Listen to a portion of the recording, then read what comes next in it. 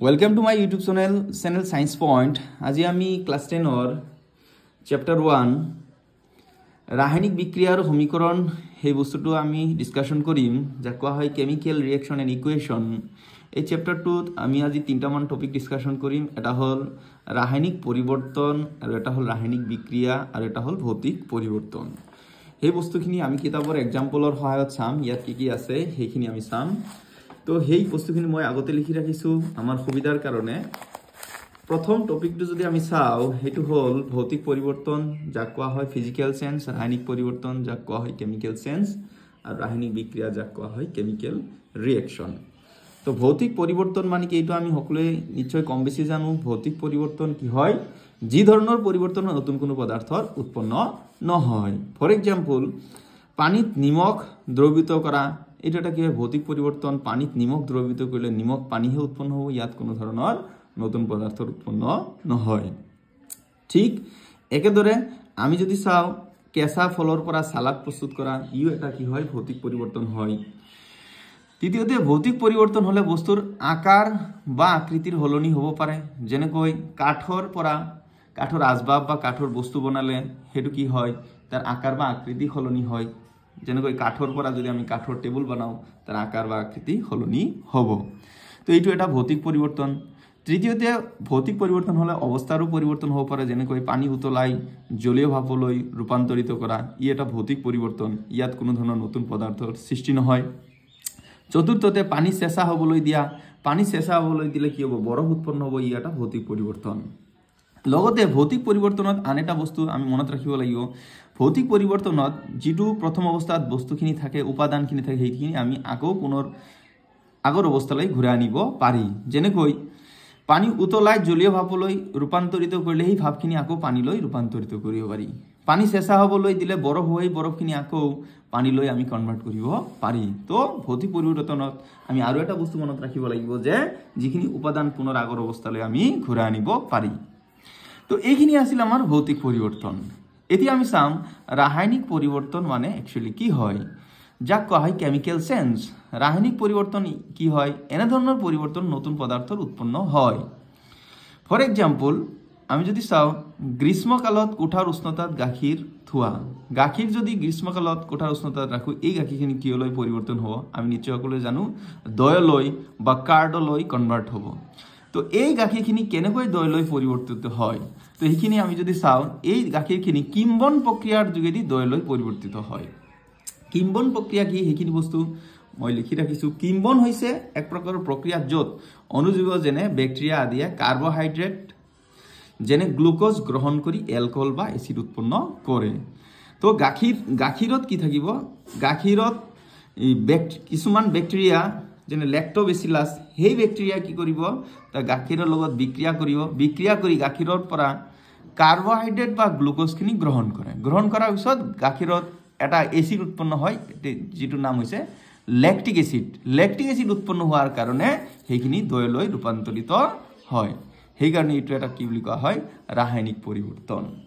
ঠিক একেদৰে লুৰ টেৱা বা কেৰাহী বা গজাল এটা সেমেকা বায়ুত মুকলিকৈ থৈ দিলে ইও এটা ৰাসায়নিক পৰিৱৰ্তন। কিয় ৰাসায়নিক পৰিৱৰ্তন? কাৰণ ইয়াত নতুন পদাৰ্থৰ উৎপন্ন হয় যাক কোৱা হয় মামৰ, ইংৰাজীত কোৱা হয় ৰাষ্ট। তো ইয়াত সংঘটিত বিক্ৰিয়াটো যদি চাও কি হয় একচুৱেলি লু এটা যদি বাহিৰত থৈ দিওঁ, যদি লু বাহিৰত থৈ দিওঁ, লুৰ সংকেত হৈছে Fe।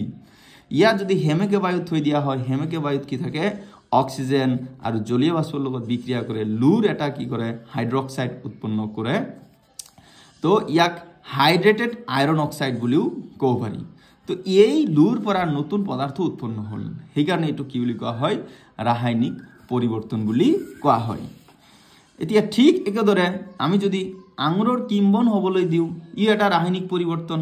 আঙুৰ যদি কিম্বন হ'বলৈ দিয়া হয়, আঙুৰৰ পৰা কি হ'ব তোমাৰ গ্লুকোজখিনি গ্ৰহণ কৰি ল'ব, শোষণ কৰি ল'ব, যাৰ ফলত আঙুৰৰ পৰা কি হ'ব এলকহল উৎপন্ন হ'ব।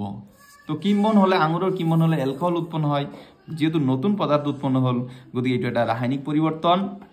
খাদ্যবস্তু ৰন্ধন কৰা ইও এটা ৰাসায়নিক পৰিৱৰ্তন। কাৰণ খাদ্যবস্তু যিখিনি ৰন্ধা হয়, ৰন্ধাৰ পিছত আকৌ পুনৰ আগৰ অৱস্থালৈ ঘূৰাই আনিব নোৱাৰি। গতিকে ৰাসায়নিক পৰিৱৰ্তন আৰু এটা বস্তু আমি মনত ৰাখিব লাগিব, যিখিনি বস্তু উৎপন্ন হ'ল তাক পুনৰ আগৰ অৱস্থালৈ আমি ঘূৰাই আনিব নোৱাৰি।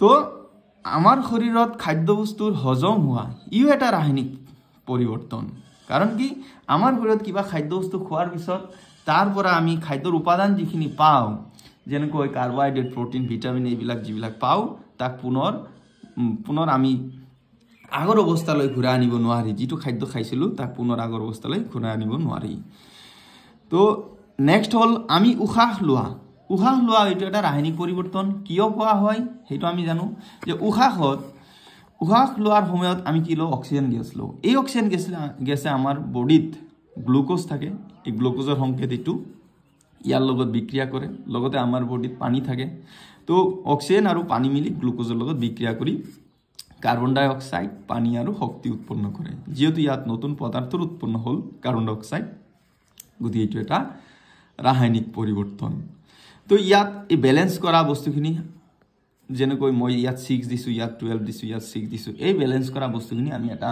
ক্লাছত এক্সট্ৰাকৈ পঢ়িম ইয়াত আমাৰ কিতাপৰ টপিকে আছে সন্তুলন কৰা সেইটো আমি নেক্সট ক্লাছত চাম এতিয়া যেটো লাষ্ট টপিক সেইটো আমি চাম ৰাসায়নিক বিক্ৰিয়া মানে কি সেই বস্তুটো আমি চাম সেইটো তো ৰাসায়নিক বিক্ৰিয়া মানে কি ৰাসায়নিক বিক্ৰিয়া মানে হল একচুয়ালি যে ৰাসায়নিক পৰিৱৰ্তন এটা ঘটুতে যেটো বিক্ৰিয়া সংঘটিত হয় তাক কয় ৰাসায়নিক বিক্ৰিয়া কি তাৰ মানে কি আমি অলপ আগতে চালো যে এই যে গাখীৰৰ পৰা দৈ হৈছে দৈ কেনেকৈ হল কিম্বন প্ৰক্ৰিয়াৰ যোগেদি কিম্বন তাৰমানে গাখীৰৰ লগত কোনবাই নহয় কোনবাই কি কৰিছে বিক্ৰিয়া কৰিছে যে গাখীৰৰ লগত কি কৰে যে কিছুমান মাইক্ৰো অৰ্গানিজম অৰ্থাৎ অণুজীৱ যেনে ব্যাকটেৰিয়া ইহঁতে কি কৰে ইয়াৰ পৰা গ্লুকোজ পাৰ্টখিনি কাৰ্বহাইড্ৰেট পাৰ্টখিনি শোষণ কৰি লয় তেতিয়া কি হয় এটা বিক্ৰিয়া সংঘটিত হয় যাৰ ফলত এতিয়া ল্যাকটিক এসিড উৎপন্ন হয় ল্যাকটিক এসিড উৎপন্ন হোৱাৰ কাৰণে এটো দৈলৈ ৰূপান্তৰিত হয় সিমিলাৰলি যে আইৰণৰ পৰা এটো মামৰ ফৰ্মেশন হোৱা রাস্ট ফর্মেশন হওয়া আয়রন হাইড্রোক্সাইড ফেরিক এইটো যে ফর্মেশন হল তো কি হয় এটা রাসায়নিক পরিবর্তন আছিল এই রাসায়নিক পরিবর্তন হওতে কি কৰিছে আয়ৰনে অক্সিজেন পানীৰ লগত এটো বিক্ৰিয়া কৰিছে তো এই যেটো বিক্ৰিয়া কৰিছে এটো কি বুলি কোৱা হয় ৰাসায়নিক বিক্ৰিয়া বুলি কোৱা হয় সিমিলাৰলি আমি উশাহ লোৱা এটো এটা ৰাসায়নিক পৰিবৰ্তন কাৰণ নতুন পদাৰ্থ উৎপন্ন হয় কিন্তু উশাহ লোৱাৰ সময়ত এই যে নতুন পদাৰ্থখিনি উৎপন্ন হল কেনেকৈ হল তো উশাহ হোৱাৰ সময়ত আমি লোৱা অক্সিজেনে বডিৰ লগত গ্লুকোজ আৰু পানীৰ লগত বিক্ৰিয়া কৰাৰ পিছতহে নতুন পদাৰ্থ উৎপন্ন কৰিছে যেহেতু নতুন পদাৰ্থ উৎপন্ন হৈছে এটো কোৱা হয় ৰাসায়নিক পৰিৱৰ্তন আৰু এই ৰাসায়নিক পৰিৱৰ্তন সময়ত এটা বিক্ৰিয়া সংঘটিত হয় যাক কোৱা হয় ৰাসায়নিক বিক্ৰিয়া বা কেমিক্যাল ৰিঅ্যাকশন বুলি কোৱা হয় তো আজি আমি এই তিনটা টপিক ডিসকাশন কৰিলো নেক্সট ক্লাছত আমি বাকি কেটা টপিক লাহে লাহে ডিসকাশন কৰিম ভাল লাগিলে সাবস্ক্ৰাইব কৰিব আৰু শেয়াৰ কৰিব ধন্যবাদ